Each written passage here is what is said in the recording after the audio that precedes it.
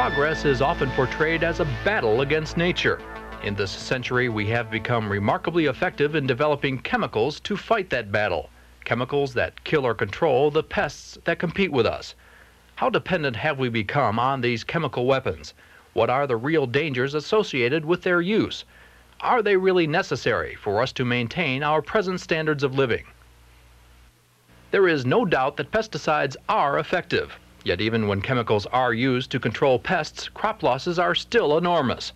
1/3 of all food crops worldwide are lost to pests, and in the Third World, losses are even greater. Pests destroy over 40% of everything produced in Latin America. In the United States, annual crop losses due to pests are estimated at 30% or $30 billion. Pesticide use is not limited to food crops or forestry management. We use them more in our daily lives than we perhaps realize. One survey estimated that over 90% of U.S. households use some form of pesticides. They're used not only to control vermin such as rats and roaches, but also in our pets' flea collars, in insect repellent, and for mildew prevention. Large quantities of pesticides are dispensed through the home lawn care market. But their greatest use is in agriculture, where pesticides have become a standard production tool. In 1980, 85 to 90% of American corn, cotton, soybean, peanuts, and rice were treated, with an average of 2 pounds of active ingredients per acre. And such widespread application is effective. In a 10-year study, herbicides for weed control increased yields for corn and soybeans by 20%. The return on investment is estimated at $4 in crop yields for each dollar spent on herbicides. The magnitude of crop losses without pesticides would be, by most accounts, enormous. Experts estimate that 50% of the cotton in developing countries would be lost without chemicals to fight pests. Proponents of pesticides can claim numerous success stories. Cocoa production in Ghana was tripled after pesticides were introduced, while sugar production in Pakistan increased by 33%. The labor savings due to the use of herbicides alone is astounding. Today, 2% of the American labor force work on farms, but without herbicides to control weeds, experts estimate that the required farm labor force would jump to 10 to 12%. It is not surprising, then, that pesticides are big business, and the United States is a major producer. U.S. companies manufactured about 1.5 billion pounds in 1987, with an estimated retail value of almost $7 billion. We are also the world's largest consumer of chemical pesticides, spending almost $4.5 billion each year. Our share amounts to more than a quarter of the world total of nearly $17 billion.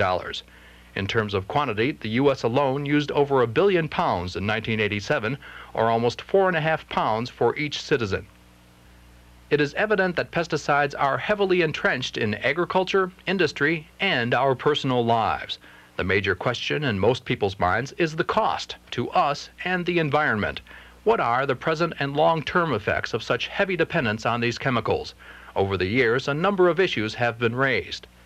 Our water supply, the runoff of agricultural pesticides and their contamination of groundwater and the water table have caused serious concern about the safety of our water supply.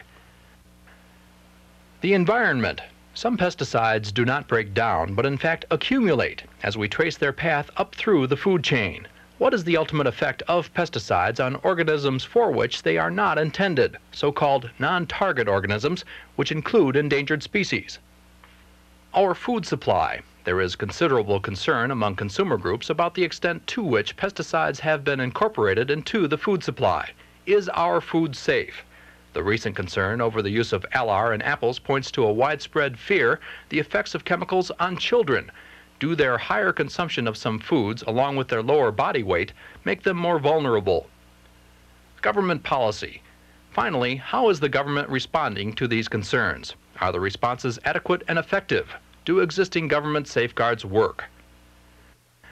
With all of these concerns, we might ask if there are viable alternatives to pesticides. Dramatic developments have been claimed in biotechnology and genetic engineering in which plants are bred to resist disease.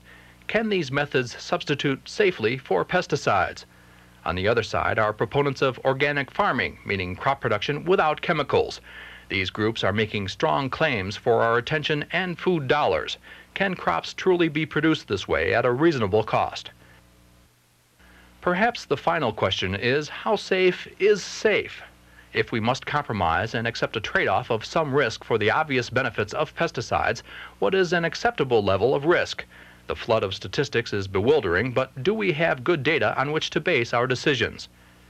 At times, there seems to be no middle ground. Some experts claim that we are facing grave risks by continuing to use pesticides at the current rate.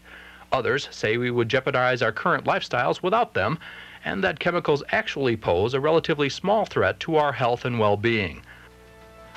Whom do we believe?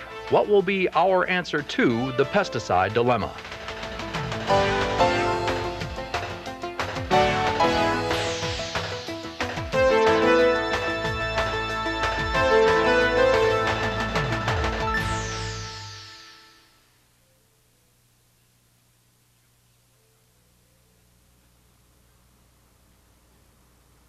Of the Alliance for a Clean Rural Environment, Thomas Dunlap from Virginia Tech, Edward Remmers from the American Council on Science and Health, Alan Abramson of the Environmental Protection Agency, Charles Benbrook from the National Research Council of the National Academy of Sciences, and William Lawrence from Rockefeller University. The moderator for today's forum is Doris Zalin, Director of the Choices and Challenges Project. And now, Doris Zalin. Ladies and gentlemen, I'd like to welcome you to the 12th forum in the Choices and Challenges series.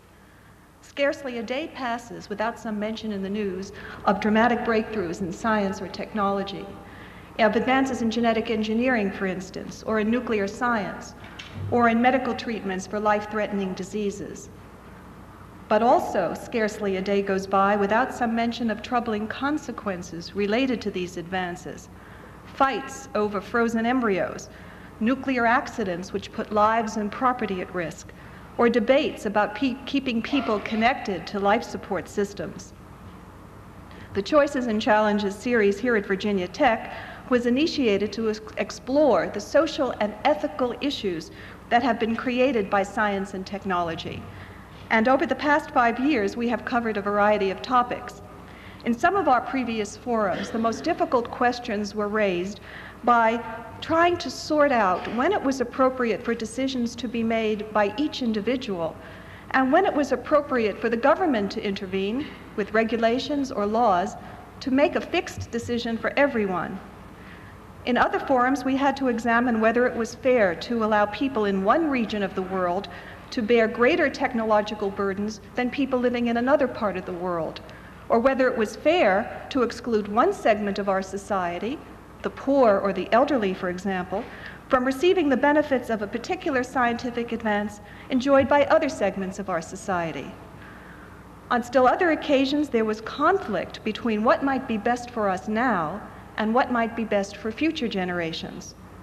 Today's forum, The Pesticide Dilemma, contains elements of all of these conflicts and choices. And we are pleased to have assembled here an outstanding panel of speakers who can aid us in disentangling the complex web of issues related to pesticide use. We will first be provided with a valuable technical and historical background. We will then proceed to examine the effects of pesticides on human health and on the health of the environment. Finally, we will hear of economic and ethical issues. But our speakers will be able to serve only as guides in our exploration, as catalysts for our own discussion. We invite all of you participating in this forum, whether you are in our auditorium in Blacksburg or whether you are hooked in to us from distant locations, to join vigorously in these discussions. For distant audiences, a telephone number will appear on your screens periodically throughout the forum, and we urge you to use it to contribute your questions and reactions. We will need them during the final segment or general discussion portion of the program. It's probably a good idea to jot down any questions or comments as we go along. And now let's begin. Our first speaker, Dr. John Thorne, was educated at Washington State University and at Purdue University, where he received his doctorate. He has been a research scientist at the Connecticut Agricultural Experiment Station and a research director for the Jacqueline Seed Company in Spokane, Washington, where he directed agronomic studies, germplasm development, and seed stock production. He joined the DuPont Company in 1980 to do research related to the improvement of crop harvests, and he has also provided public affairs support to their agricultural products division. Dr. Thorne currently is on leave from DuPont to serve as Deputy Director of the Alliance for a Clean Rural Environment, or ACRE, in Washington, D.C. He will be talking to us about the nature of pesticides and their use. Dr. Thorne. Thank you. It's a real pleasure for me to participate in this teleconference today. As a leadoff speaker, I've been asked to frame the discussion of pesticides, their nature and use.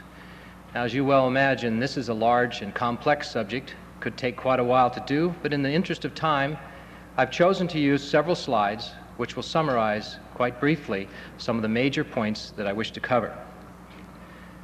For most American baby boomers and younger, the vision of healthy, attractive, inexpensive food is taken for granted.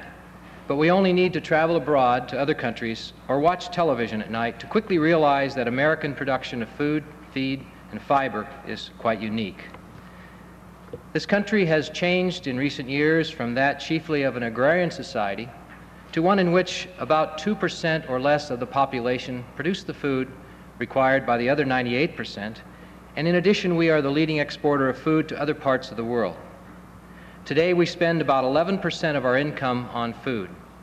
You'll note that the slide that's shown here on the television indicates a higher number. Well, in the 9 years since that study was done, these numbers have continued to change, and as you can see, only 11% today is spent on food.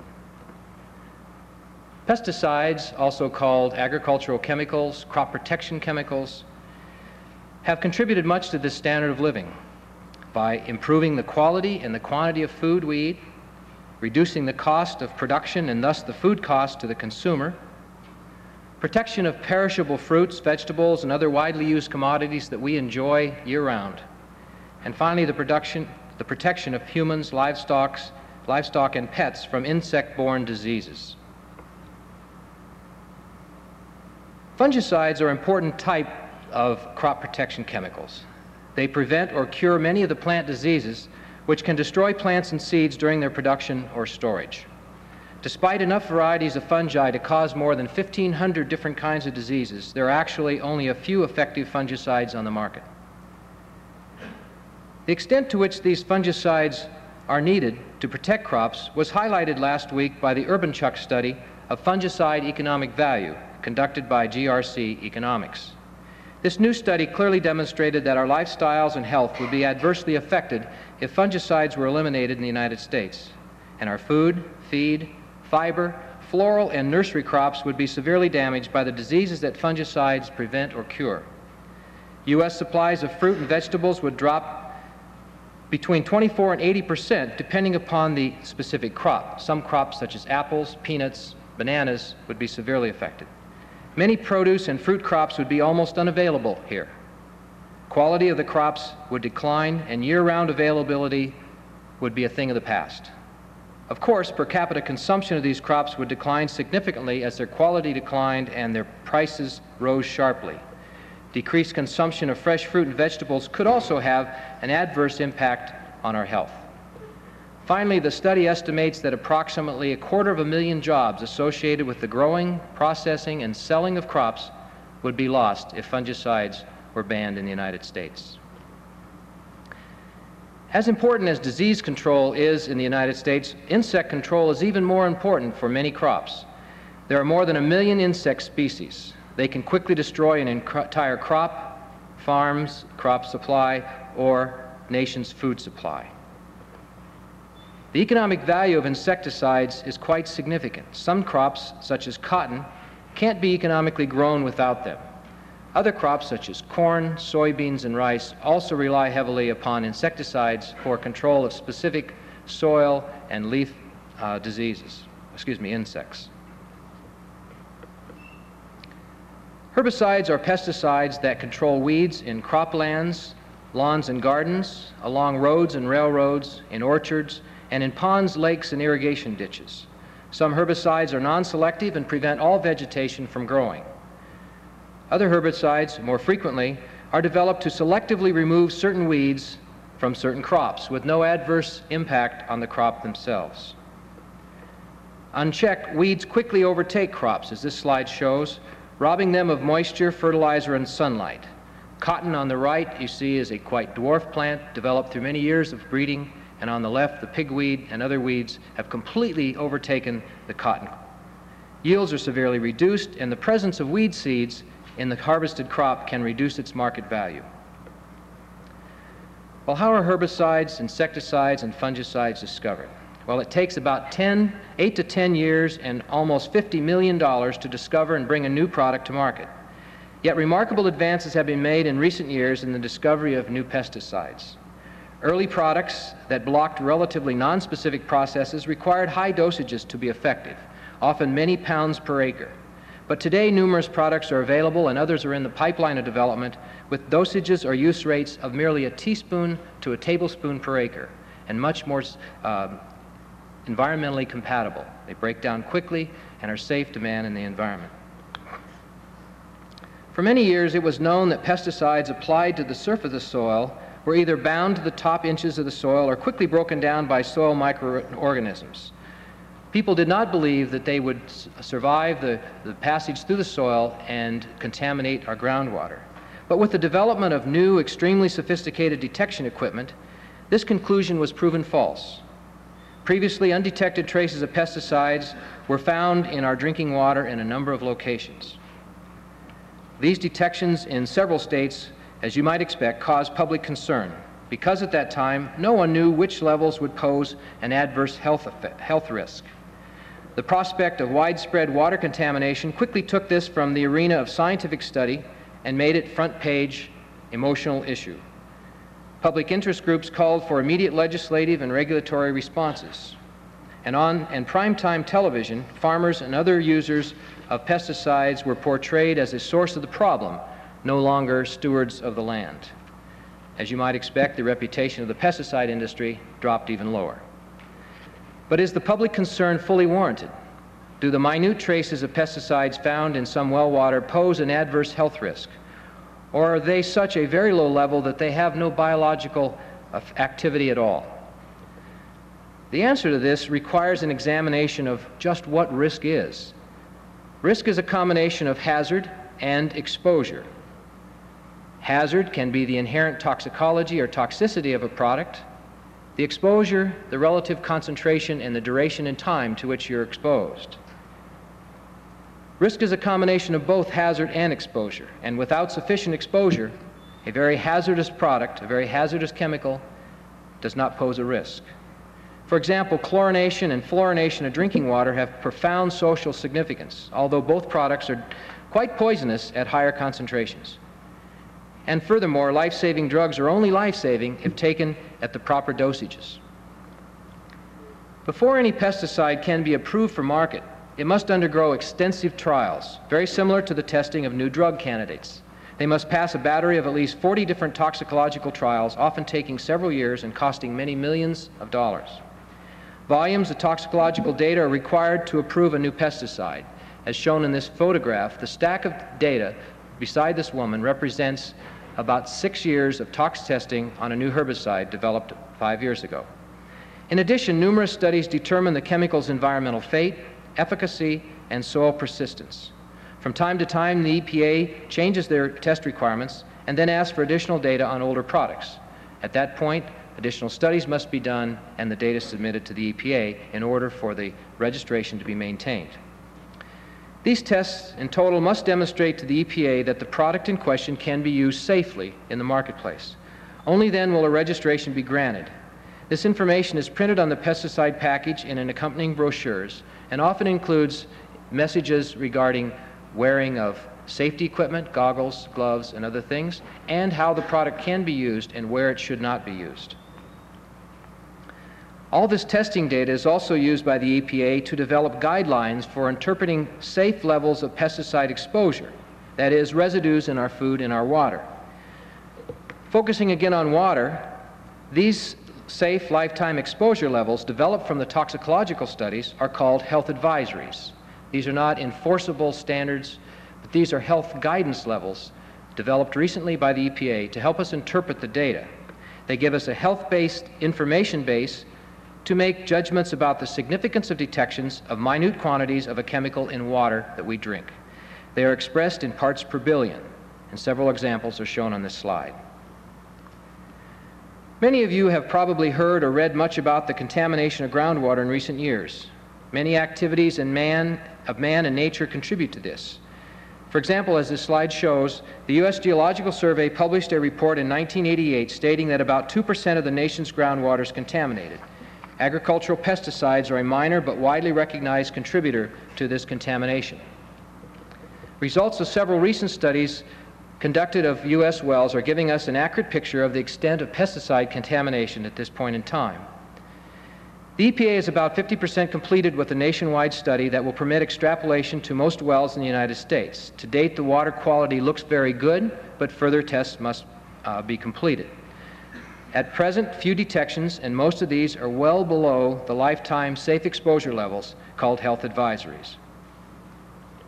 Similarly, Monsanto just completed a nationwide study of wells. Although the results are not fully digested and haven't been published at this point, their data confirm the early results of the EPA study. Only about 2/10 of all wells had levels greater than a part per billion, and only 2 wells of the study completed had detections greater than the U.S. EPA health advisories. A large-scale California study found similar results. Few wells with detectable pesticide levels and very few with levels above the health advisory guidance levels. Similarly, a university-conducted study in Ohio suggested that most wells in that state were not contaminated. These don't represent all the wells in the country, and certainly there are some parts of the country where agricultural chemicals are applied in large quantities. Agriculture is a main industry, and because of local geological conditions such as sandy soils and shallow groundwater, they represent a hazard, and vulnerability is greater than in other parts of the country.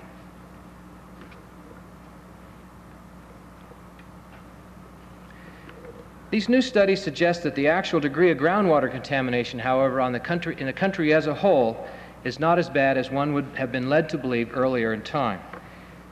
Yes, there are some combination of circumstances where pesticide uses have and will continue to contribute contamination to groundwater unless care is taken to use pesticides properly.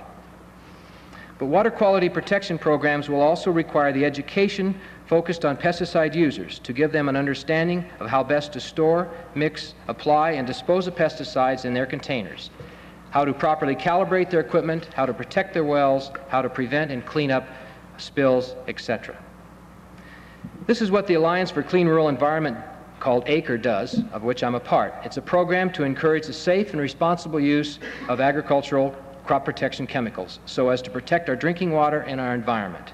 It's a nonprofit, nonpartisan education and information effort sponsored by the makers of U.S. crop protection chemicals. In conclusion, pesticides are important tools for farmers, horticulturists, turf managers, foresters, and many other agricultural professionals. If used properly and with attention to potential soil and water vulnerabilities, they can continue to help us retain our title as the breadbasket of the world. Improper use, however, will lead to environmental degradation, more public concern, stricter laws and regulations, and jeopardize the food, feed, and fiber production capabilities of this country. Before we continue, I'd like to pause very briefly here to ask if anyone in our Blacksburg audience has a question that relates just to pesticide chemistry or distribution for Dr. Thorne. If there is some technical matter that you would like to know about before we move on to the other talks, please come to one of the microphones in the audience. Yes. Yes, I'd like to ask a question about the casual use of pesticides by ordinary people. I gather that many of them are neurotoxins specifically, and I wonder if you would address the neurotoxicity of many pesticides in common use. Thank you. Pesticides vary in their acute toxicity from products that are safer than table salt on an acute point of view to some that are extremely toxic, as you suggested. Products that are extremely toxic are generally restricted use products. products that are not available to the homeowner, products that are not available to people that have not passed certification to use them. Some products are available on the marketplace which require considerable amount of care when using them. We learn more about the use of these products all the time.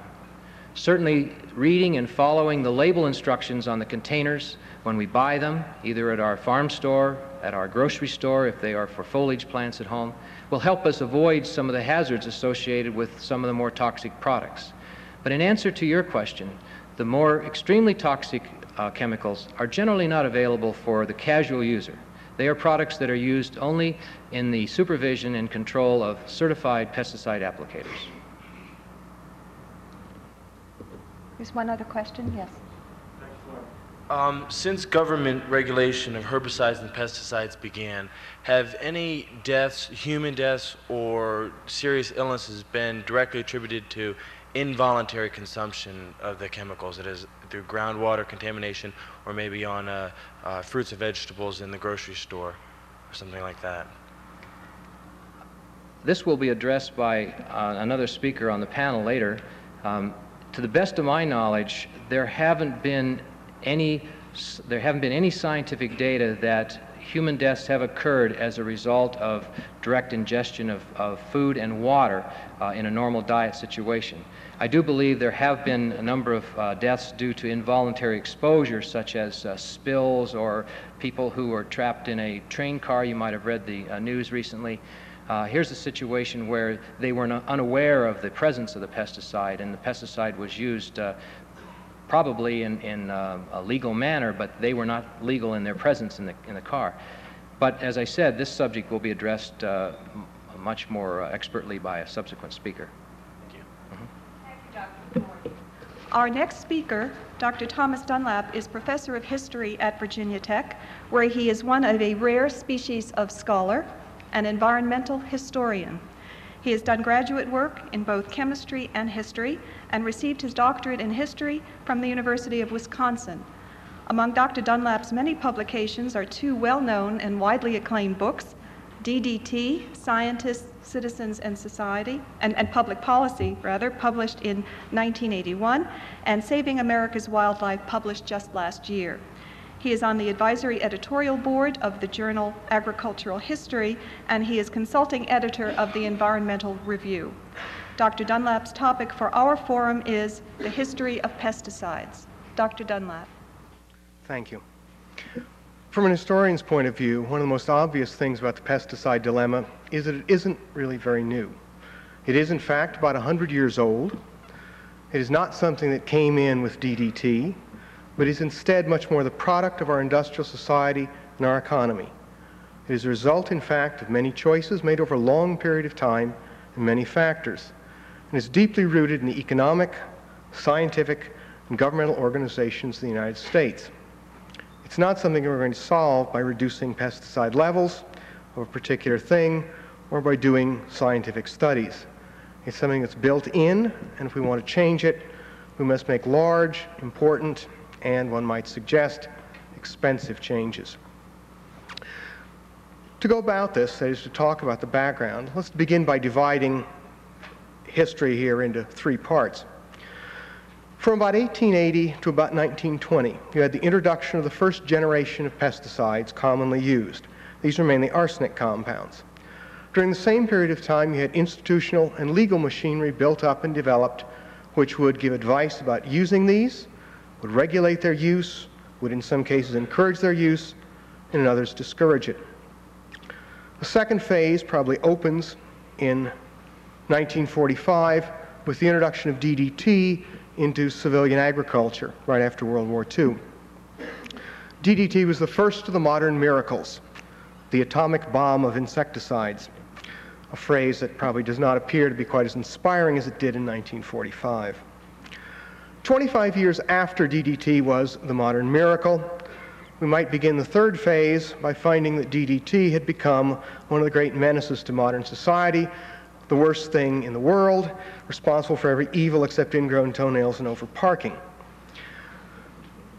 What had happened was that we had discovered with the second generation costs we had never thought of, drawbacks we had never suspected, dangers which our system of regulation had entirely overlooked. We are now in the third phase, one in which we are attempting to find the cost, to discover the benefits, the real benefits, and to regulate the use. And in some ways, I suspect, we're changing our ideas about what pesticides are, how they should be used, and what should go on. This all begins, though, in the late 19th century, when arsenic compounds came into common use as insecticides. They were introduced very largely to reduce loss in commercial crops across the United States. They were encouraged by the availability of a raw material, arsenic, which was the byproduct of copper smelting, and the need for profit in an increasingly market-oriented agriculture. As arsenic supplies piled up, the people who refined copper were perfectly happy to sell these off. They were ground up and used in various formulations. Now, even if you don't know anything else about arsenic, and you had nothing in chemistry that you remember from high school, you probably remember that arsenic is bad for you. Indeed, it is highly toxic, one of the common poisons of antiquity. And that fact was the key element in regulating and developing the regulatory machinery to look at the health hazards of pesticides. Because this was so poisonous, we came to focus on the immediate, acute hazards of ingesting pesticides. But why did everybody accept pesticides, and why did they come into wide use? I have, of course, several chapters in my book on DDT discussing this very question. Simply put, what happened was that pesticides best fit the farming system of the United States. We had individual land ownership. Farmers were quite generally, along with the rest of us, individualistic. And indeed, many people have remained farmers simply because they like being their own boss. It certainly is not because it will make them rich. More than biological controls, that is the introduction of predators or parasites to eliminate insects, more than cultural controls, that is changing planting dates, varieties, or cropping practices to eliminate pests, chemicals promise to do the job, to do it easily, to do it quickly, and to do it without cooperating with your neighbors. It was also extremely visible. Farmers, like the rest of us, like to see their money's worth. Spray the field one day, they're dead bugs the next. This was a clear indication.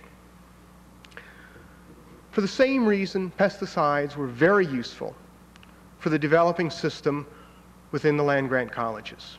You had the land-grant colleges, the experiment stations founded in the late 1880s, and the extension division set up in 1914. These people made their living by giving the farmer good advice. And giving the farmer advice that yielded immediate visible results was even better. During the 1920s and 1930s, the first serious problems arose largely from arsenic residues on apples and pears. What was then the Food and Drug Administration, which was then part of the Department of Agriculture, set standards. And being part of the Department of Agriculture, it was subject to the normal pressures of that institution. The result is, in the pre-World War II period, pesticide residues were set not by how little you could have, but by how much could be tolerated without producing the acute effects of disease. And it is this which gave, in fact, one of the great glosses to the story of DDT. DDT came in as a wartime pesticide, was used on millions of people. It was discovered, produced, and applied under the rules formed in the pre-World War II era. It was readily available. The raw materials were not limited by anything except ingenuity. It could be manufactured in quantities unheard of with the arsenicals. And very quickly, large chemical companies began to take over the business. Of course, another reason they did was the government pushed them into it in World War II to make DDT for wartime use. DDT was used in close, intimate contact with millions of people with no apparent ill effects.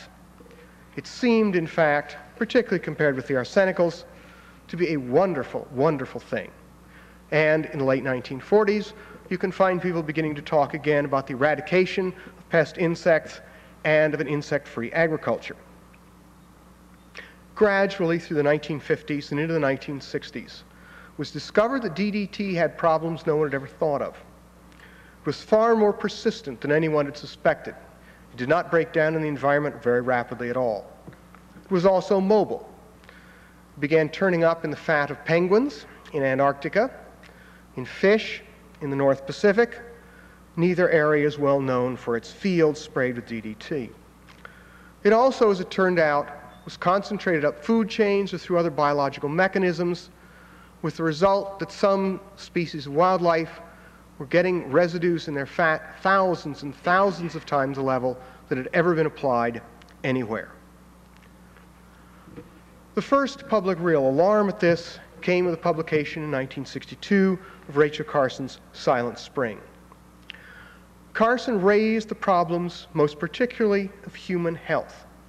DDT, she said, was causing enormous problems, threatened our health and the health of unborn generations. We had used it, she said, with no thought of its future consequences and no serious organization. She also urged that we take another road, what amounted to alternative methods of insect control. The popularity of Silent Spring was in part due to its message, in part due to the wonderful prose of its author, and in part due to the attacks mounted on it by the National Agricultural Chemicals Association, which accused Carson of wanting us to all live on nuts and berries, of going back to the caves, and of being, in effect, in unconscious league with the communists to destroy American agriculture. By the time the book appeared, everyone wanted to find out what these charges were. DDT, in fact, came to be the focus by the late 1960s of the rising environmental movement. It was an example of the horrors of technology run wild. Now, in many cases, the concern about DDT was exaggerated, but it proved very much to be an effective key, was something people could concentrate on, a single issue in which it seemed they could make a difference. The Environmental Defense Fund, formed in 1967, made its way fighting DDT. It found by 1968 that many people were ready to testify, many scientists were ready to testify about the harmful environmental effects of DDT, and many people were willing to contribute money, time, and effort to help the fight. Between about 1968 and 1975, the United States regulations underwent major changes. DDT was banned, several other persistent pesticides were banned or severely restricted. Regulation was taken out of the Department of Agriculture, put into the Environmental Protection Agency. The result, though, was not an end to pesticide use. We shifted over to a set of other pesticides. We continued in some cases to use persistent pesticides for their benefits. Of course, the residues continued to stay around. We have moved in the last 15 years toward more specific chemicals, toward more concern with the long-term effects, and toward more concern with the off-farm effects. However, I wouldn't want to end by saying that this all looked really good. In a real sense, this is a cautionary tale. The first generation of pesticides set a regulatory framework. It set a framework which, as it turned out, was entirely inappropriate for the new pesticide, DDT. The alarms and warnings about DDT came not from agricultural chemical people. It came from people who were entirely, in fact, unconcerned professionally with agriculture, that is, wildlife scientists. And they found, indeed, problems which no one had suspected. They found them in ways that no one would have thought to look for them. We still do not know a great deal about the long-term, low-level effects of many of these chemicals. In large part because carrying out studies takes a long time and a lot of money. Lifetime studies can be done on human beings over 70 years. They can be done on mice, of course, in a much shorter period of time, but then one has to extrapolate from enormously high doses on a few mice to extremely low doses on human beings over a much longer period of time. Nor do we really know much about the alternatives to pesticides. The comparisons we normally make are between pesticide use and non-pesticide use. And the implicit in that comparison is the idea that non-pesticide use means, in effect, 19th or 20th century agriculture without pesticides. And yet 20th century agriculture, or even late 19th century agriculture, is developed very much around pesticide use. And it really doesn't make much sense to compare one area or one system with itself and then that system with one component removed. Organic farming has been around for a long time. Integrated pest management has come along in the last 15 years. These promise, at least in some ways, to change pesticide use or to offer alternatives to pesticide use altogether. How good they are, we really don't know. The level of debate in some cases has certainly not been all that great. We cannot, again, extrapolate from rising pesticide use and fewer cancer deaths to pesticides are safe. One can try that, but I'm afraid the doctors would have a little bit to say about cancer mortality as well. Finally, there is the consideration that we're not just exposed to a single pesticide, and yet our studies almost have to be done in that fashion. We're exposed to all of them all at once, which raises entirely new questions. There is in this, though, I think, one lesson, and that is that we're dealing here with a system with profound economic effects. That is, changing it would require enormous commitments of time and money. And as any historian would tell you, or any non-historian, that sets clear limits to what one can do. Thank you. Our next speaker, Dr. Edward Remmers, is Vice President of the American Council on Science and Health in New York City. Dr. Remmers received his undergraduate degree from MIT and his Doctor of Science degree in Biochemical Engineering from MIT's Department of Food Technology.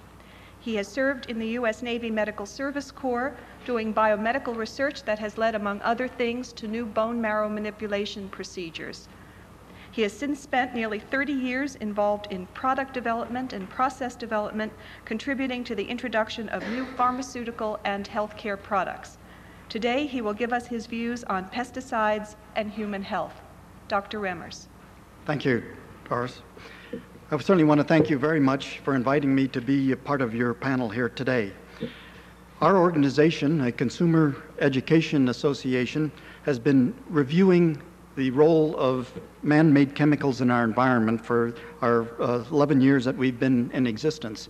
We publish a lot of literature, heavily peer-reviewed literature. I'd be very happy to send copies of it if you'll write to me at the address, I believe, at the end of this program.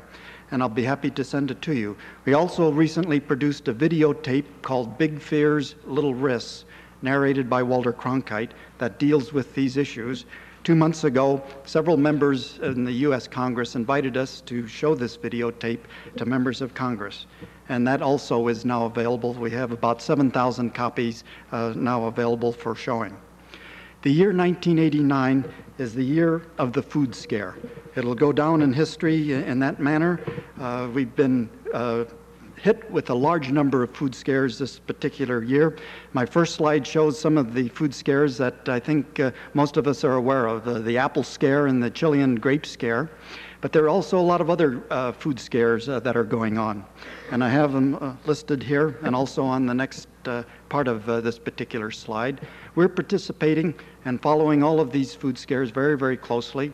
The next one that is coming along on the horizon is the food scare associated with BST, a hormone associated with milk production.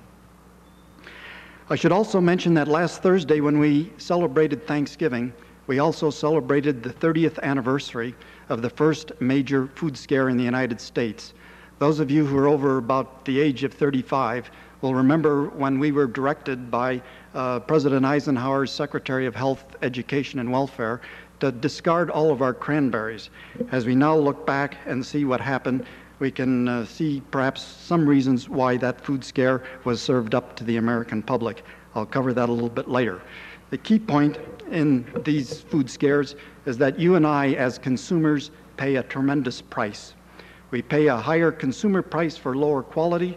In the New York City, New Jersey area where I live, apples have roughly doubled in price in the last year or so. And you take a look at the quality, and certainly the quality is way down. The apple industry has lost about $140 million as a result of this apple scare. Many apple farmers called me up after the apple scare started. They were already ripping out their apple trees. Then, with all of the surplus unsold apples laying around, our U.S. government, that's your money and my money, paid $10 million to buy up the surplus apples to give to the poor people in the United States. Many of these food scares are pesticide related.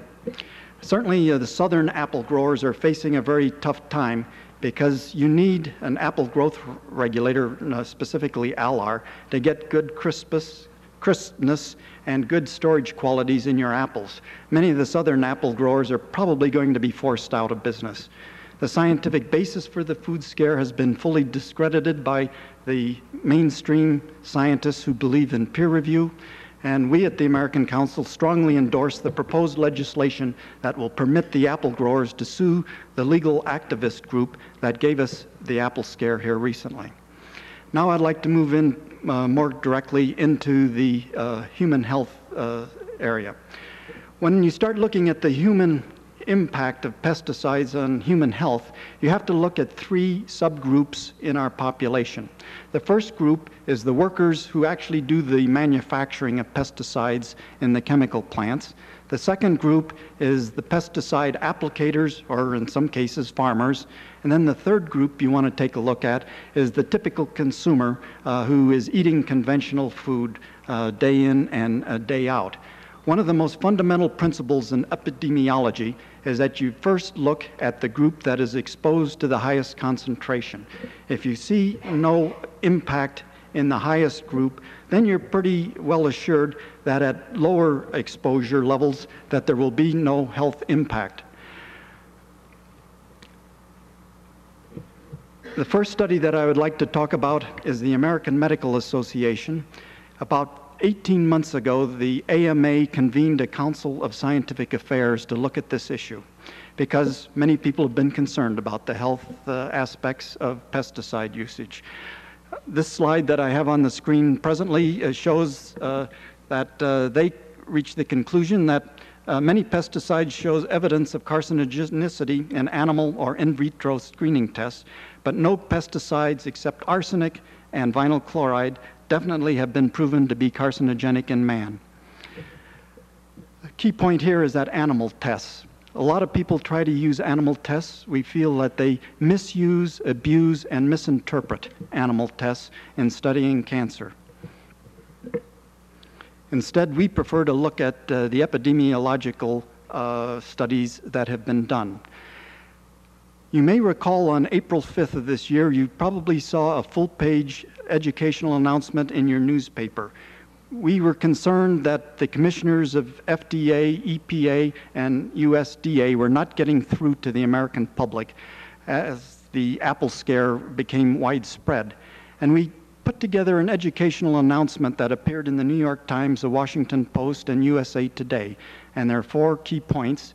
First one is that there's no evidence from residues in food from regulated approved use have ever caused illness or death. We're willing to stand by that statement. All of these statements have been peer-reviewed by about 70 scientists, including some of the leading pesticide toxicologists in the United States. Point 2, there's no scientific merit to charges that residues in food cause human cancer. Point 3, America's food supply is the safest, most plentiful in the world, and certainly pesticides deserve credit. An earlier speaker said that Americans are spending about 11 or 12% of their disposable income on food. If you take a look at any other major technological advanced country in the world, you're finding that they're spending about 20 to about 26% of their disposable income on food. And certainly pesticides deserve quite a bit of credit for it. The last point in our educational announcement is that it's dangerous to focus on unsubstantiated claims when real, major, significant risks to health abound, where we get away from the hypothetical, insignificant causes of death, disease, and disability. We published that particular full-page announcement in the 3 papers that I mentioned, and we got 200 replies. We were particularly interested in getting replies. We had a coupon to fill out. We got, of these 200 replies, 150 negative replies, which we expected, and 50 positive replies to our advertisement. Of the 150 negative replies, there were 150 vile obscenities, where just about every combination of every 4-letter word that you can imagine got used, but not one of those 150 obscenities attacked the quality of our peer-reviewed mainstream science. Of the 50 positive replies, they were very encouraging to us, and they sent in about $5,000 to help us with the cost of the advertisement. The second thing that I'd like to go to is, what do the leading food scientists and leading physicians and people who are following problems with America's food supply, when they give speeches around the country, what are they saying about the real problems associated with America's food supply? The first problem that they mention is obesity. Americans plainly eat too much and exercise too little. 20% of us, that's 50 million people, are overweight by more than 30 pounds, and that's equivalent to a loss of life expectancy of 2.5 years. The next point on that slide is, in order of rough importance, foodborne disease. Food does carry foodborne illnesses. A number of microorganisms, such things as Campylobacter and E. coli and Salmonella. These diseases cause about 4,000 to 8,000 deaths every year in the United States among the very, very young or the very, very elderly. The next group is the naturally occurring toxins in our food. Certain plants and certain fishes tend to accumulate poisonous materials in their edible tissue, and humans then consume that material and get sick. The next point in the slide is that we have naturally occurring carcinogens in our food supply, and they total about 1 to 5% of the dry weight of our food. A lot of people don't want to recognize that nature is not benign, that Mother Nature has put what we call naturally occurring pesticides in our food supply. Plants and fruit trees do not have immune systems, and that these particular plants will respond and increase through the natural courses. As we reduce the amount of pesticide, the naturally occurring pesticide level will increase. Next slide, please.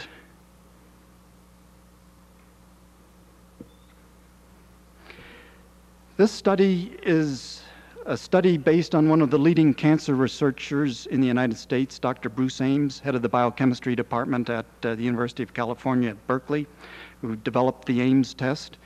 He has put into his computer a lot of cancer data, experimental data, and then has tried to rank the relative importance of various things that are commonly found in the American diet. At the top of this screen, you'll see that beer and wine with ethyl alcohol in them as a carcinogen are relatively hazardous from the standpoint of producing cancer. As you drop down to the bottom of the list, you'll see things like chlorinated water, Alar, the apple growth regulator, and a number of things like DDT and its breakdown products are at the very bottom of the list. But on the right-hand side, you'll see that our regulatory agencies have regulated the daylights out of the things that have very, very little risk associated with them, and just now beginning to get around to regulating such things as beer and wine. About 10 days ago, a warning label has started to go on alcoholic products. This particular slide is from Dahl and Peto's book, The Causes of Cancer. Dahl and Peto are two cancer epidemiologists, probably the most highly regarded of any. This particular chart should be plastered on every journalist's wall, every scientist's wall who deals with cancer. What Dahl and Peto have tried to do is to sit down and come up with the in their opinion, the best estimates as to what truly causes cancer. And you'll see the big ones at the top of the list, things like tobacco, alcohol, and occupational chemicals. And then you can see the range that other highly responsible cancer epidemiologists have used in preparing this type of table. We think that this table should be in front of every TV anchorman and radio speaker, because so many Americans are relying on radio and TV to get science, and that's probably about the worst spot in the world for the American people to become educated on cancer. The people who gave us the Apple scare allege that children are much more susceptible to carcinogens than adults. Here's a slide that is prepared from EPA data and National Cancer Institute data. The line in white shows how pesticide usage in terms of active ingredient has increased through the years. And there's been roughly a threefold increase from about 1960 to present day. Then the little line going down, sloping downwards, is cancer deaths in children between the ages of 0 and 14. One of the problems that we have with this allegation that children are much more susceptible to carcinogens is trying to explain curves like this. The curves are going in the wrong direction.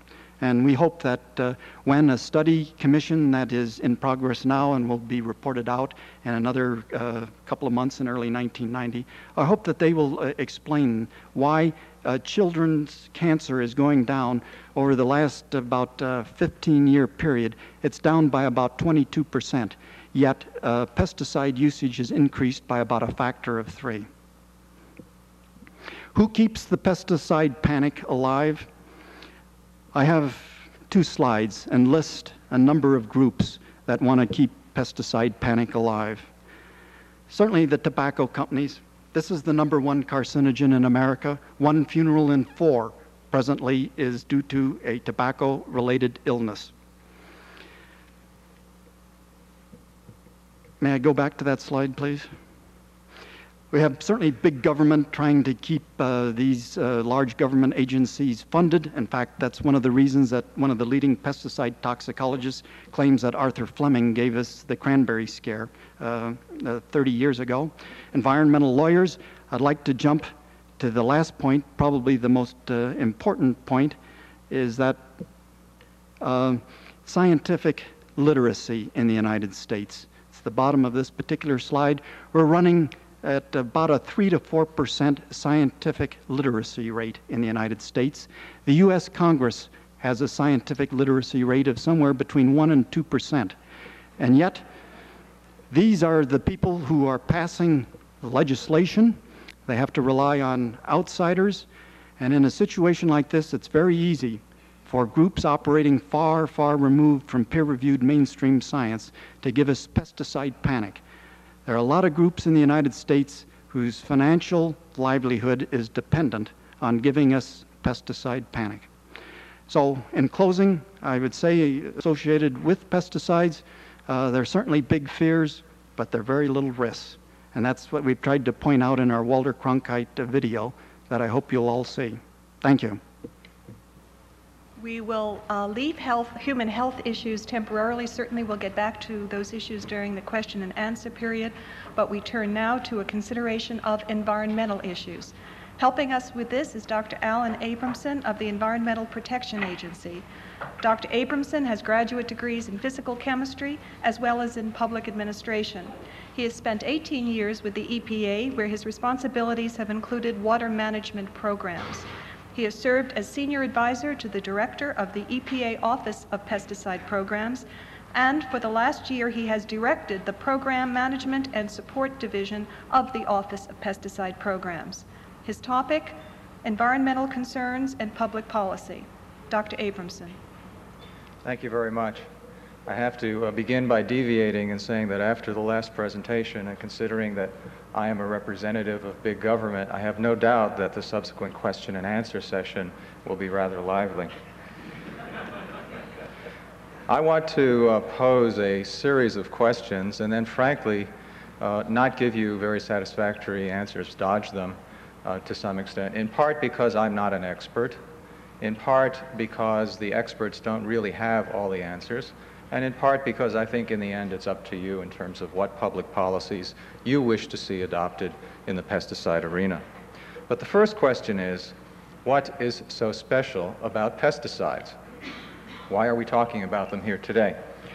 There are many other hazardous materials all around us in the United States. Oil, petrochemical products, they led to the Alaskan oil spill. Asbestos, which for years was used as a benign insulation technique, has now turned out to be a potential lung cancer problem. Solvents of organic nature, which can cause serious contributions to smog, nerve damage, dizziness, and nausea inside offices and homes. We have many, many hazardous materials. Why then focus on pesticides? Well, we're concerned about these materials, I think primarily because, as you've already heard this afternoon, we initially thought that they were purely beneficial products for use in our culture. And then later, sometimes a month later, sometimes a generation later, we discovered that there were some problems associated with their continuous use. Pesticides are different. Unlike the other hazardous materials, the purpose of a pesticide is to kill, disrupt, or otherwise impair a living organism. We use the pesticides because, as a matter of policy, we want their benefits. We want an abundant and stable food supply. We want mosquito control. We want disinfection in our hospitals, and so on. I think you all know many of the obvious benefits of pesticide use. We welcome these benefits because they're very important for the quality of our life.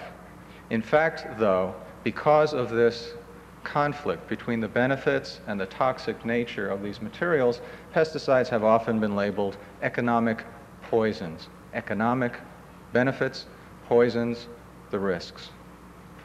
We want to have a maximum economic benefit with a minimum risk. That goes without saying.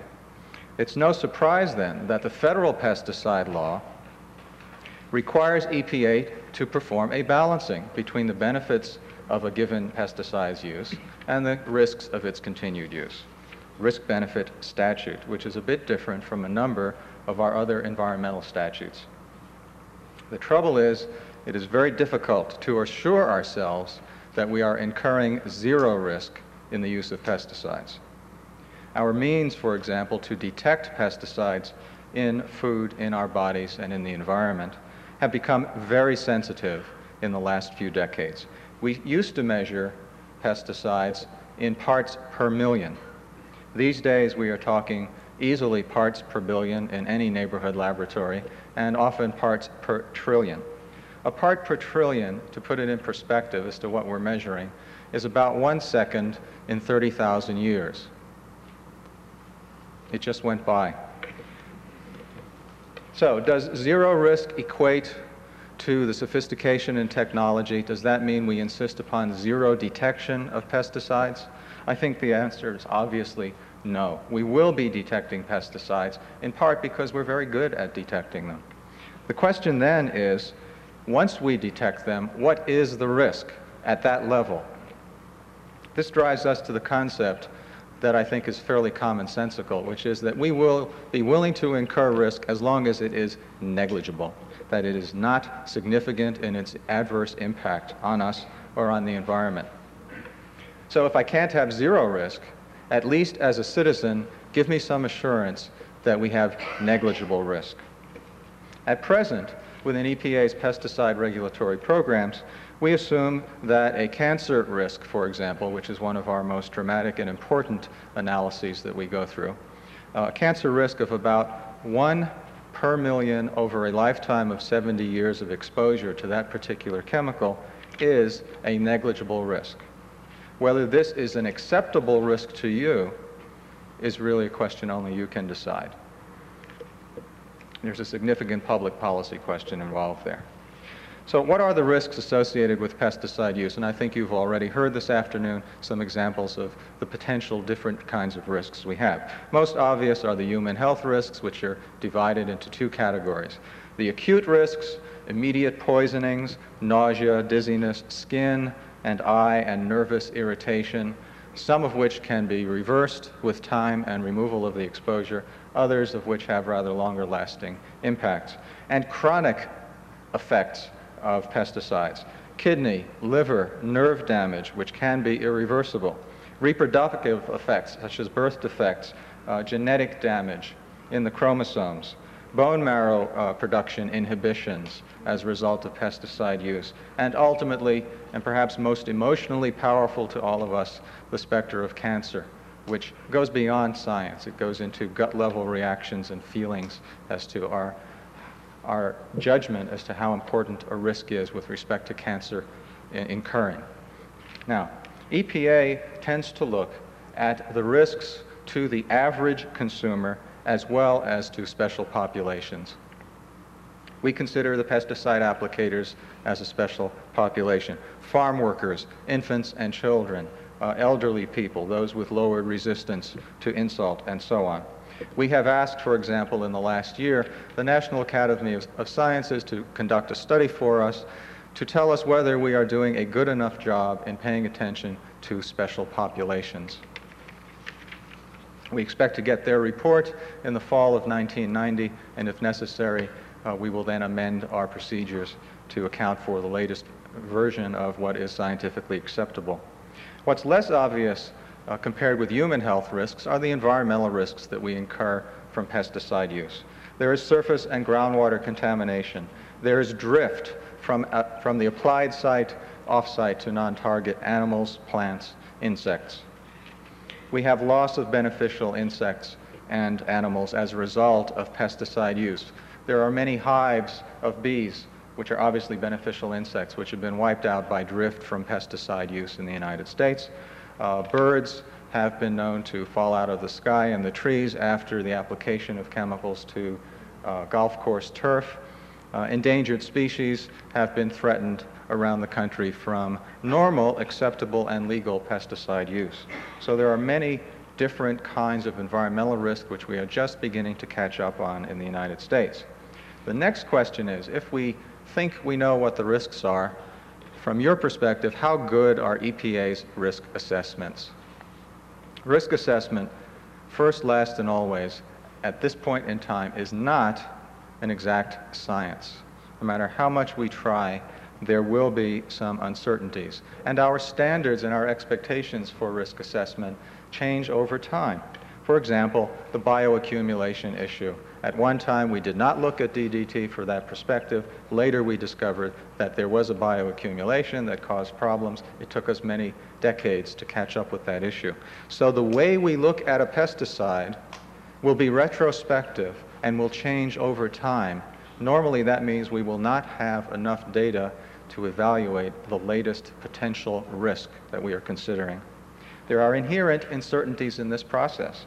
For example, and you've already heard this afternoon, we make projections from the impacts on animals, laboratory animals, to the potential impacts on humans.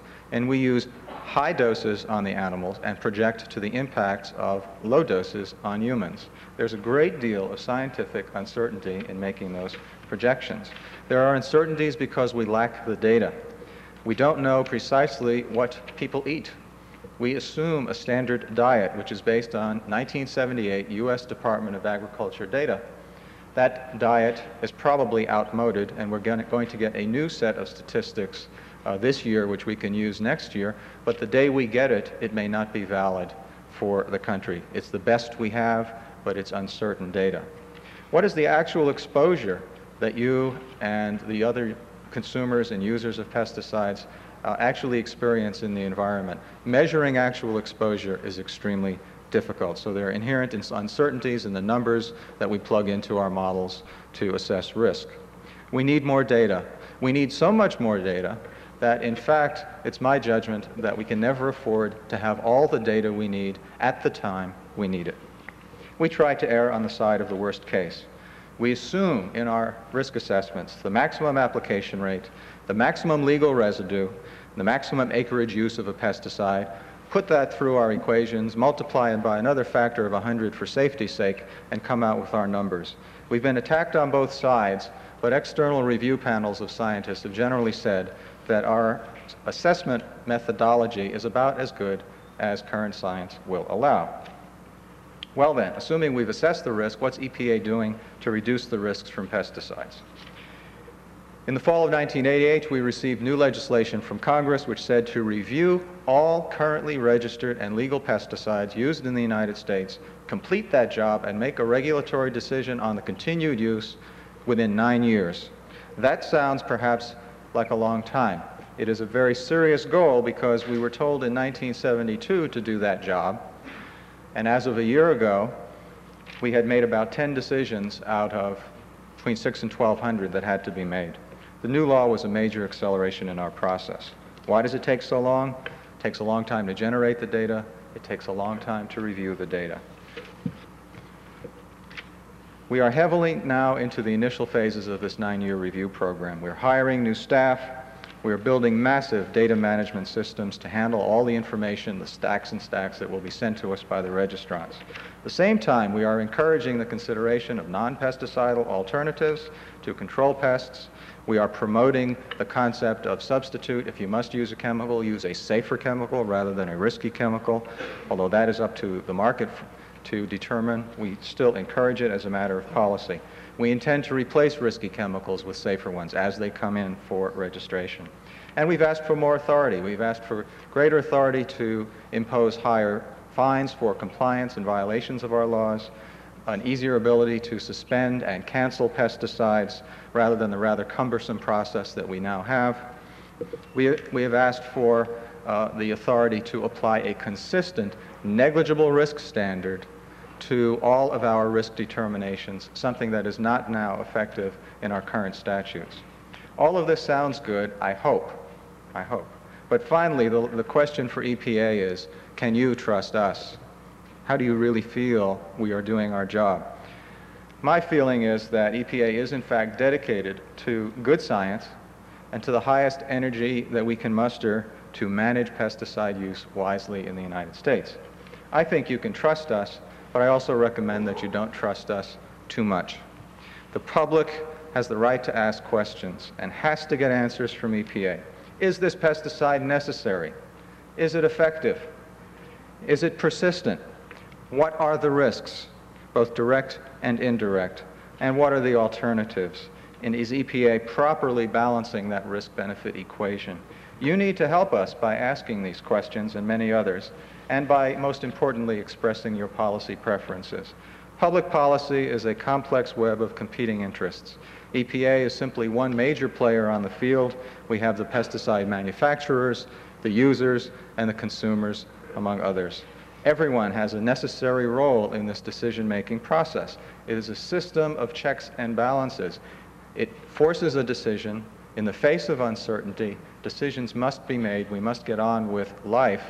But we may turn out to be wrong, and we all have to understand that we may be wrong and accept those risks in those decisions. The next decade, I think, will be extremely exciting. We're going to review all these current pesticides. Let's take up the challenge, take our best shots, recognize uncertainty, accept some risk, and go on with the job. Thank you. Thank you, Dr. Abramson. Our next speaker, Dr. Charles Benbrook, has been, since 1984, Executive Director of the Board on Agriculture of the National Research Council, which is within the National Academy of Sciences. Before assuming this position, he was a subcommittee staff director for the U.S. House of Representatives Committee on Agriculture. Dr. Benbrook holds degrees in economics from Harvard University and in agricultural economics from the University of Wisconsin. In addition to his work with the Board on Agriculture, he runs a diversified family farm outside Washington, D.C. Dr. Benbrook will speak to us on the economic considerations related to pesticide use. Dr. Benbrook. Thank you, Doris. Appreciate the opportunity to participate in the conference today. As you can tell from the last few speakers, the scientific and regulatory task that faces our government and indeed society as a whole in regulating pesticides is going to tie up a lot of scientists' manuals over the next 9 years. And it does appear to be emerging as one of the most controversial and perhaps costly of the environmental challenges that we face in this country and indeed around the world. What I'd like to talk about and suggest is that there's another set of factors that govern the farmer's choice of technologies to control pests and indeed the types of pesticides that are used in the ways that they are used. History suggests, including a review of the case of DDT, that biological problems with the effectiveness of DDT and other chlorinated hydrocarbons that arose from the emergence of resistance in insect populations had really led farmers to abandon the chemical because it was just working less and less well and costing the farmer more and more. And as a result, the farmer really, before the regulators got around to canceling the product, most farmers had abandoned it and moved on to a new family of pesticides that are still in wide use today. What I'm going to talk to you about is some of the new opportunities that farmers are pursuing across the country to change the mix of technologies and strategies that they use in controlling pests. Chemicals are only one way to control pests. There are a number of other ways. And I think the only really hopeful sign for our country and indeed around the world is that new science and some new understanding of the ecological interactions in a cropping system suggests that we're going to be able to do a much better job in the future of keeping pest problems to a minimum so that our reliance on pesticides is lessened, and when we do have to use them, the chance that there's going to be some risk to wildlife, to applicators, to the public will be lessened. I'd like to start with some slides that are based on a major report that we released from the National Academy of Science in September of this year entitled Alternative Agriculture. All the tables and information and conclusions that I'm going to share with you today about the economics of pesticide use are drawn from that report. Our report talks about a concept, alternative agriculture. Alternative agriculture it really is a different approach to managing a farming system that doesn't rely so heavily on just purchased inputs or just pesticides or just tillage or any one practice, but looks to opportunities in a more holistic sense to manage the cropping system. These systems tend to rely more heavily on the biological interactions that are possible and the genetic potential in the crops, including the genetic resistance in crops to pests. And it also relates to the decisions a farmer makes about what crop is going to be grown on what land. Because after all, one of the ways to avoid a pest problem in a particular crop is to grow a different crop in that area until nature works its course and the population levels of that pest are reduced. The opportunities to pursue alternative production systems are emerging all across the country, and were in fact spurred along considerably by the economic crisis that farmers faced in the 1980s. Farmers across the country, as their crop prices fell, were forced to adopt a number of practices that would reduce their production costs. Crop rotations have emerged as an old practice that is finding new application with major benefits in terms of the controlling pests naturally, in increasing the efficiency of the nitrogen cycle, which is one of the major plant nutrients, and in improving the overall economic performance of the farming system. One of the key alternative practices that's highlighted in our report in great detail is a concept called integrated pest management, or IPM.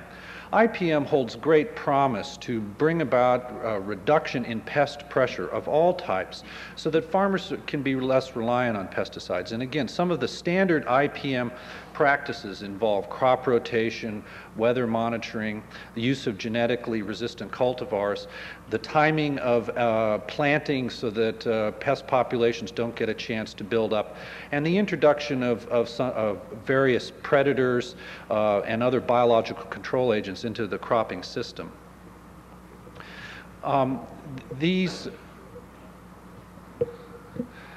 Some additional examples of alternative cropping systems involve different ways to control weeds using mechanical cultivation, and there are many opportunities to reduce the reliance on herbicides as well through banding the herbicide in the row and using mechanical cultivation between the row.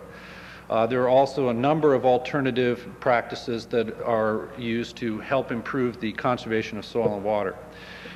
In animal agriculture, there's also the need for the use of pesticides to help control external parasites as well as keep animals healthy. And our report contains a number of examples in that area, which I won't dwell on anymore today. This table shows the trends in the overall use of pesticides, and it's quite apparent that increased use of herbicides constitutes one of the majority of the growth in pesticides. Most herbicides are applied before a crop is even planted, and rarely result in food levels of residues in food that pose any risk to people, to consumers. The major problems and concerns with herbicides relate to their potential to leach into groundwater and some of their impacts on wildlife. Certain crops are more reliant on pesticides than others. Corn is by far the most chemical intensive of our crops grown today, although some of our fruit and vegetable crops, particularly grown in certain parts of the region, certain regions of the country, are heavily reliant on pesticides, often in particular fungicides for plant disease control. Pesticides form a major cost of the variable production costs faced by farmers. Up to 30 to 40% of the variable production costs for certain crops are accounted for by pesticides and fertilizers, and therefore the skill and ability a farmer brings to the management of these inputs has a major impact on their economic performance. Again, in certain parts of the country and certain crops, these inputs account for as much as 30% of the variable costs and 15% of the total costs. It can become very confusing in comparing production costs for certain inputs or for certain crops, and one has to be careful in defining one's terms. This slide indicates that on the basis of cost per acre, the regional costs of producing corn in the Corn Belt and Great Lakes states in the Southwest is fairly nearly the same, as well as the portion of the costs accounted for by pesticides and fertilizers. But when one looks at the costs on a per bushel basis, it becomes evident that the costs are much lower in the Corn Belt states, largely as a result of the higher yield levels. And this slide and a series of findings in our report that relate to regional differences in production costs, disease pressures, and reliance on pesticides suggest that there's some opportunities for the country in bringing about a better match of cropping patterns and pesticide use.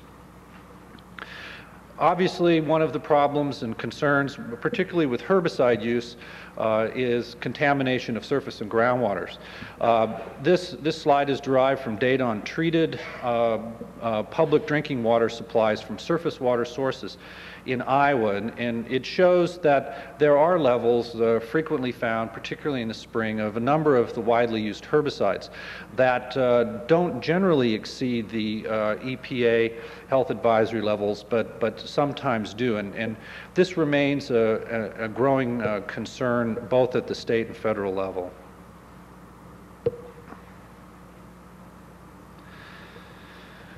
So one way to deal with the challenge posed by pesticide use is to develop more effective IPM systems. Our report documents several instances where some new technologies have made possible integrated pest management systems that even increase yield levels or at least hold them at the same level, increase the return per acre, allow the farmer to bring about better control with less of a total volume of pesticides, although often IPM systems will require more applications of more narrow spectrum products.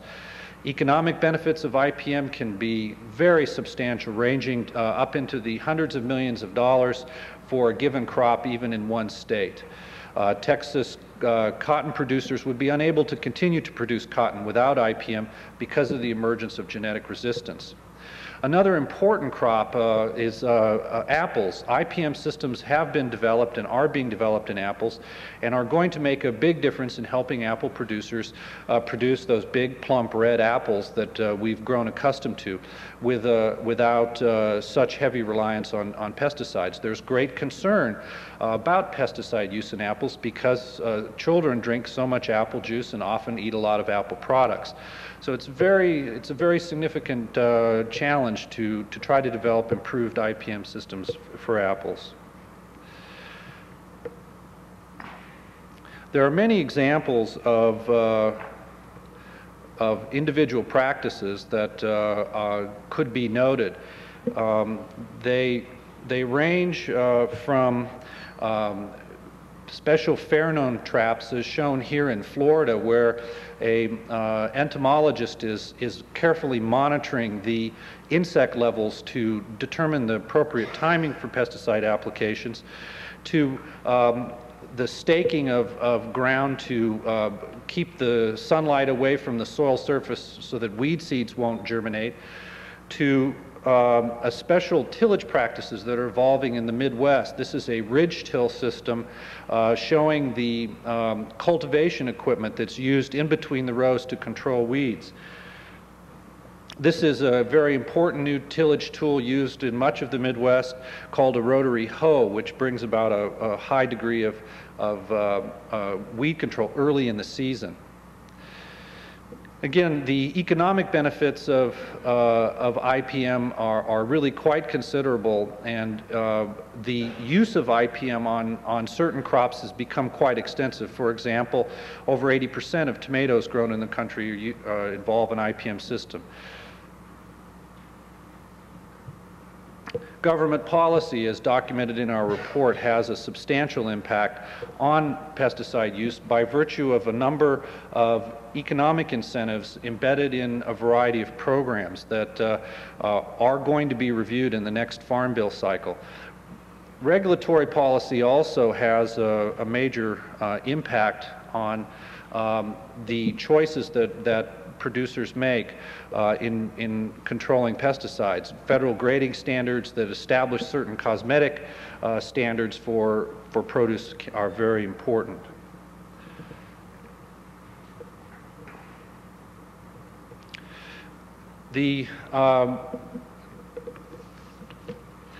There's no doubt that pesticides confer major benefits across society in bringing about a higher level of agriculture production. And there's really two myths that we have to watch out for. One myth is that American agriculture can quickly abandon all use of pesticides without any major adverse impacts. This is simply not true. It's going to take many, many years to make a transition to more biologically based production systems. A second myth that's equally dangerous is that all pesticides work well all the time and that they're always a real bargain for society. This is simply not true. The reason that farmers are developing innovative pest management systems and going to more biological controls is because chemical pesticides are not working well in several instances and their cost is becoming too high. The challenge for society is to diversify the strategies that we use to control pests. And we have to do this as a necessary step in bringing about and lessening the pressure on our existing pesticides, particularly those that are most hazardous. So I think before regulation is going to solve the problem of food safety, we're going to bring about many changes in how we use these products. The choice for society is whether new policies and programs and laws are needed to accelerate the rate of this change in the technologies that we choose to control pests. Thank you. The concluding formal talk in our program, dealing with ethical issues, will be presented by Dr. William Lawrence. Dr. Lawrence earned his doctorate in organic and biological chemistry at the Rockefeller University. He did chemical research with the Tennessee Eastman Company before moving into science policy studies. He has taught and done extensive research in this field at Harvard and Stanford universities. He has served as special assistant to the Undersecretary of State and on many boards and panels concerned with evaluating environmental and health risks. He has published 2 books that we use in our courses at Virginia Tech, Of Acceptable Risk and Modern Science and Human Values. Currently, Dr. Lawrence is Senior Fellow and Director of the Life Sciences and Public Policy Program of the Rockefeller University in New York City. Dr. Lawrence. Thank you, Doris. When Doris called me and asked me to speak on the ethical aspects of pesticides, my first reaction was, well, there's a lot of ethical unease. We're all generally concerned. In fact, I suggest that may be why some of you are here today or are watching. We sense that something is wrong and some wrong is being done by some people to some other people, but I think it's very hard to focus on what it is precisely. I protested a bit to Doris and said, it's not like some other situations where you can say, these are guilty parties, these people are doing terrible things, toxic waste or something of that kind. Pesticides, I think, are much more subtle. But as I pondered it, I obviously agreed to come and give it a try. And what I would like to do is suggest ways of getting into the ethical dimensions of these problems. And I think you'll see they're not so black and white. Previous speakers have raised, I think, the key terms: benefit, risk, and cost. So it has a lot to do, obviously, with whose benefit, whose risk, whose cost, and who decides. Perspective I start with is that we have to begin from where we are. I was pleased to hear Chuck Benbrook say that it's not going to change overnight. I mean, pesticides are not easy to love. Chemical pesticides aren't. And indeed, they are designed to be poisons. They can easily be misapplied, and they're a mixed blessing.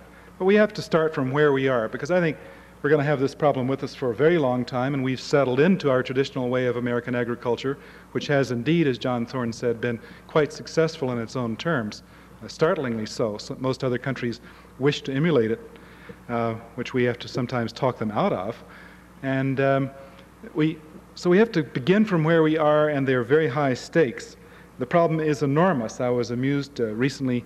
Tom Eisner, professor at Cornell University, was asked about the insect problem, and he said, look, the bugs aren't going to inherit the earth. The bugs already own it. The question is, how do we get along with the landlord? And I think that's really true. Bugs are everywhere. His statistics are quite impressive. We're here because we know there's a big problem. It seems to me we could begin to make ethical progress if we, first of all, minimize the risk from the chemical pesticides we now use. And that's not an easy task. I'll return to that in just a second. So minimize the risks in the technologies we currently use, shift to the best of the technologies currently available, and then at the same time begin to look at the fancier, more complex, revolutionary techniques that are opening up. I hope in the process that EPA and others will look at the riskiest situations first, because I suspect that there are some outlying, unusually risky pesticides that could be dealt with early along, while the many, many hundreds of others are worked through. So I think we could, in fact, assuage public fears and make real progress by tackling a handful. Maybe later someone will comment on how many, but the National Research Council and others have suggested that if we just work on 1 or 2 dozen of them early along, we could make major improvement in reducing risks. Now, in the long term, of course, we want to move to fully integrated pest management. We want to rely on biotechnological advances. We want to be clever in going back to some of the traditional means of agriculture, which works surprisingly well. I was interested this morning that the session, the workshop on alternative approaches to agriculture was jammed. People were out in the hall, people couldn't get in. Obviously, there's great interest in moving to doing something different, better, smarter. So I hope we do that. In fact, I suggest that Virginia Tech is one of the places that's very specially prepared to help us with that. You have skills on this campus that could address many parts of what's being called alternative or sustainable agriculture. And I'd say go to it and help the rest of us learn. I'd also say that as we begin to make these changes, let's not leap too quickly, because some of the new high-tech, fancy solutions may themselves bring some risks. Those risks may not be simple point risks like being toxic, but may, in a lot of other ways, alter the nature of the food supply or the ecology in and around farms. So let's not jump too fast. We've done that in lots of other technologies. Seems to be the American way. Let's solve this problem, and in solving this problem, create others. Well, I thought perhaps what would be useful if I dreamed a little bit and went through the characteristics of what I think would be we should hope for in an ideal agricultural pesticide situation. I'm referring to agricultural situations and, at the moment, mainly to chemicals. First, what we would like is high and highly discriminating effectiveness against target pests. Can we target specifically on the species of critters we're trying to wipe out and not rely on very broad spectrum pesticides? So very discriminating effectiveness. Second, low induction of pest resistance. Obviously, if the pests become resistant to the chemical, then we've lost. So that's obvious, and we have lots of ways of getting at that, although it's not simple. Third, very low inherent environmental toxicity. It's obvious. I think we're getting much better at that.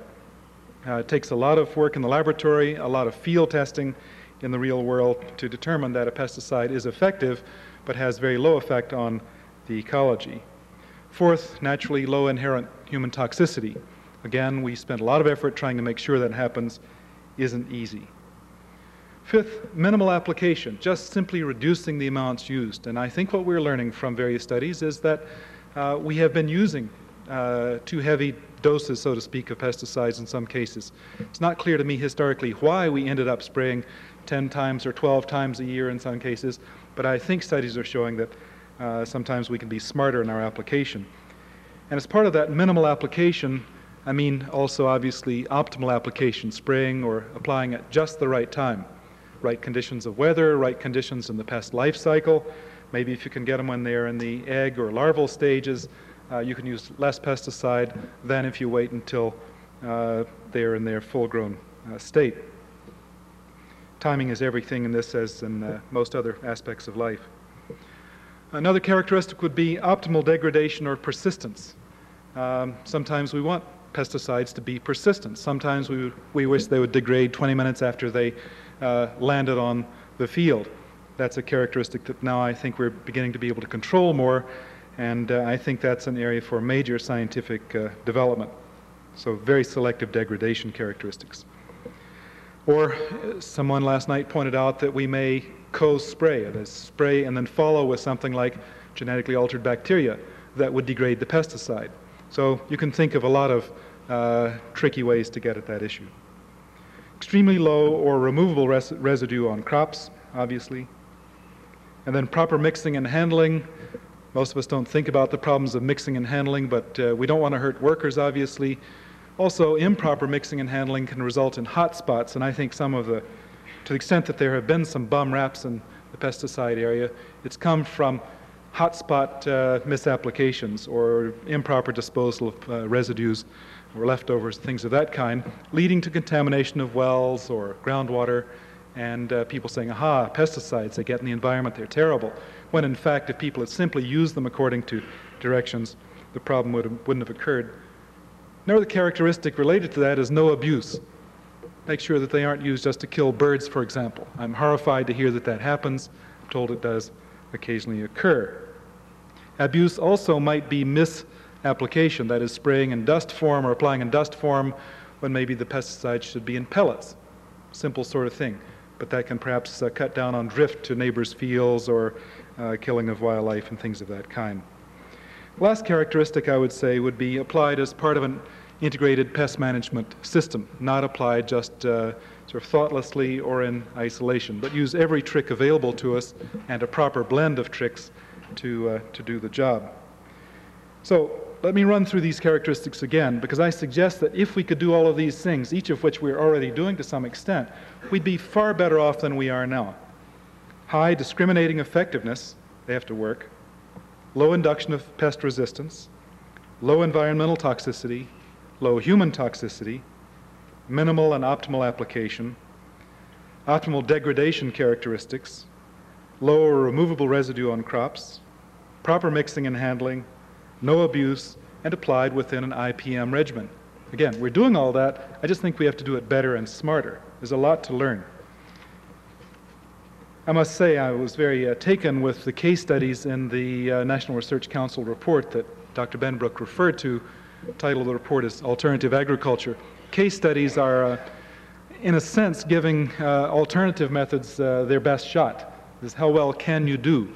I don't expect all American farmers to be quite as fastidious as a well-run Mennonite farm in Pennsylvania, but it's something to aspire to, perhaps. And I think if alternative practices can achieve anything, they will achieve it on farms like that, frankly, and we should do everything possible to learn from those practices. Well, now moving to the broader picture and the ethical issues, I'd say every pesticide situation is very, very specific. I mean, one farm is not another farm, one region is not another region, one crop is not another. So these are very, very specific to the situations. The issues have to do with weighing of risks and benefits, and obviously, as in many other aspects of life, those who benefit in some direct way may not be those who have to bear the risk.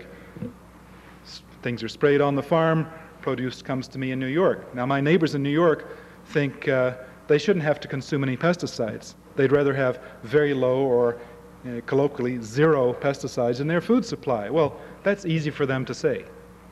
And by the way, don't take away their pesticides against cucarachas and the rest in their apartments.